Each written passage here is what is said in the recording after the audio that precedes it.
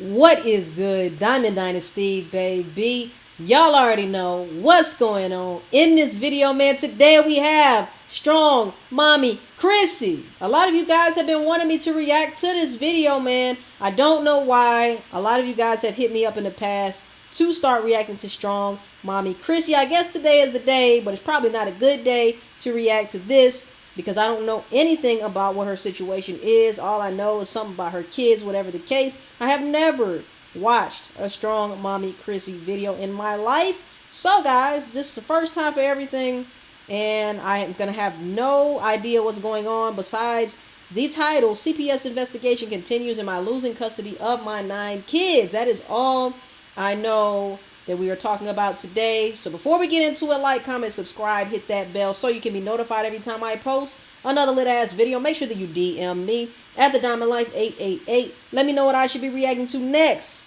And tell a friend to tell a friend until they ain't your mom, tell they Uncle Joe, he's still a hoe. Let's get right into this motherfucking video. Let's get it, y'all. People who don't know, who aren't aware of what's going on. Well, thank you. Shout out to her. I have people on YouTube Thank you. who basically just really would like to see Your my kids kids get get taken taken away. away for That's one reason or another. Whether I know this is irrelevant, but doesn't she remind you of Danielle McQueen? And if you don't know who Danielle McQueen is, you'll probably know Mega McQueen. And that is Mega McQueen's sister. But she is giving me Danielle McQueen vibes. That is so crazy. Like, they could literally all be related. Anyway, let's continue. they don't like me or don't like what I stand for or whatever, but it's obvious, plain as day, that my kids are very well taken care of. If somebody has it out for me and they really just want to see me fail, so my kids get taken away or something bad happens to us, and so they continuously keep calling CPS and filing false reports saying that I do cocaine. What? That do you? My kids are malnourished. Last time they came out, they said that I'm taking my kids home for hours at a time by themselves. People are saying that I have warrants out for my arrest, all kinds of different things that are absolutely untrue. Why would they do such a thing, Charlotte? Nothing to do with my parents and my children. A lot of people don't know their rights when it comes to CPS. And quite frankly, you don't have to talk to CPS when they come to your house. They don't have to. You don't have to let them in your house. They don't have to interview your kids. You don't have to let them drug test you. You don't have to let them do anything at all. You can just decline absolutely everything that they're asking. All they can do is simply ask. And if you decline, well, I don't know what happens, but you know, so you've never declined, is what you're saying. Okay. I wonder why not, since you know that. Because you hear CPS and it's really scary. You know what I'm saying? We all get scared because we all know what happens when CPS gets involved. You know, the possibility is they could take your kid. Nerve-wracking and stressful every time I have to go through this, but at the same time, it's like, this is ridiculous. Been there, done that. It's getting old at this point. So this is the second time this has happened. Back in June, this happened again. Of course, that case was, I took a drug test. They went through my house. They took pictures of my kids. They interviewed my kids. That's crazy. You got to go through all of that. They interviewed me. I took a drug test and passed with flying colors. Now, I don't know her history or nothing like that. So y'all leave a comment down below. Let me know, guys. Like, is she one that should be under scrutiny? Or do y'all think that this is kind of crazy that she's going through this? The case is closed. I have a letter saying that case has been closed. That was in June. Now we're in August, the beginning of August, and I have got them at my house again with a spike call. Now again, when the lady came to my house, she said, I know that this is a spike call. This is more than likely a spike call. Spike call. That's crazy. Blah, blah, blah, blah. So, here we are again. I didn't have to talk with them, but I did. I declined them talking to my kids because I'm not going to continue to put my kids through unnecessary bullshit because of other people's malicious intent. I'm just not going to do that to my kids, period. We already went through that the first time, and I just declined that the second time. However, I did let her take pictures of my kids so that everybody can see that they are not malnourished, that they are not beaten or mistreated or anything like that. That was basically it. She asked me if I would be willing to do another drug test. Again, I did not have to submit to that drug test, but I did because I have absolutely nothing to hide. I'm not out here doing any type of drugs or anything. You got a lot like of patience, so y'all. it's absolutely nothing for me to drop a drug test. Shit. Is it inconvenient? Yes. The whole process is still stressful? Absolutely. It doesn't get easier. It doesn't get better. It still is the same amount of irritating aggravation every single time. Right. But again, here we are. Today I make the time. I go. Basically, when I get there, they couldn't find my paperwork. That was kind of a thing. So once they found my paperwork and got everything together, first of all, I hate having to go into these places because you know these lab places, they do labs, and they do urine tests for like jobs.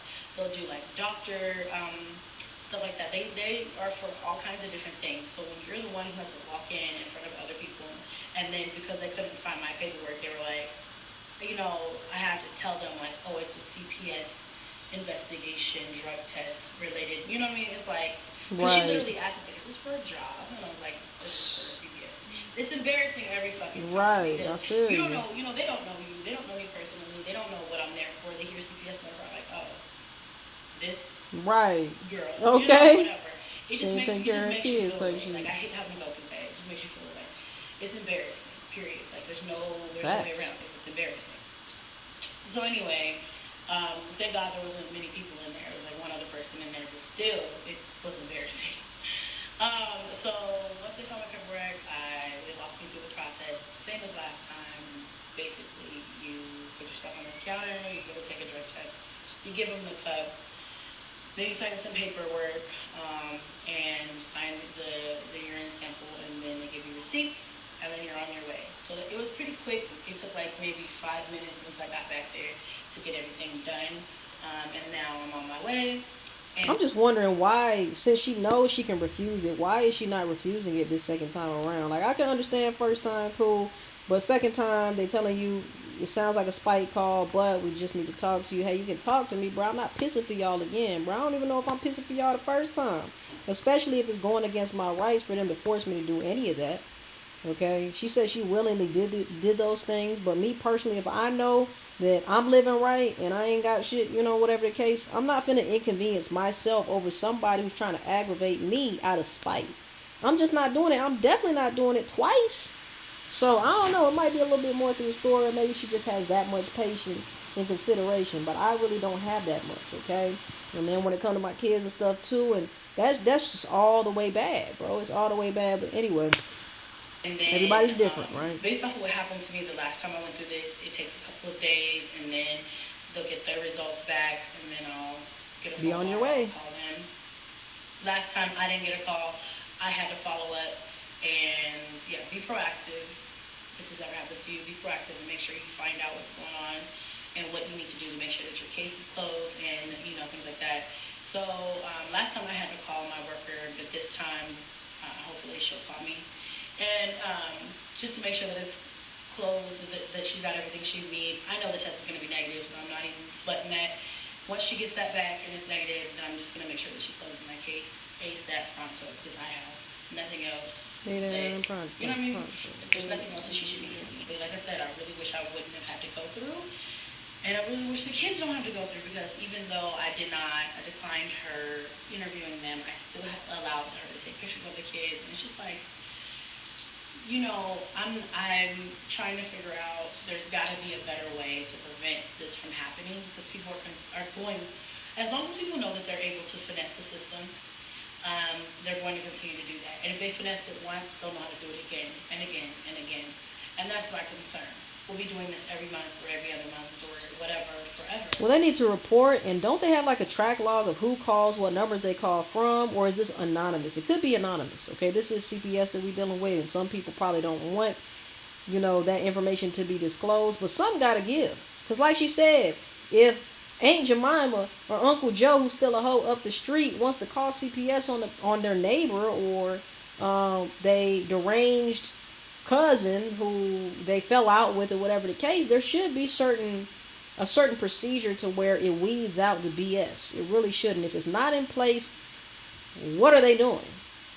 Okay, I'm not familiar with any of those procedures, so educate me in the comments. But if they don't have anything in place, then something got to give, because this is just unacceptable, especially if this young lady is just doing right by her kids to put herself through this. But at the same time, man, like I said, if I was her and I knew what she knows, she obviously said I didn't have to do any of this. All I had to do was talk to him, whatever the case.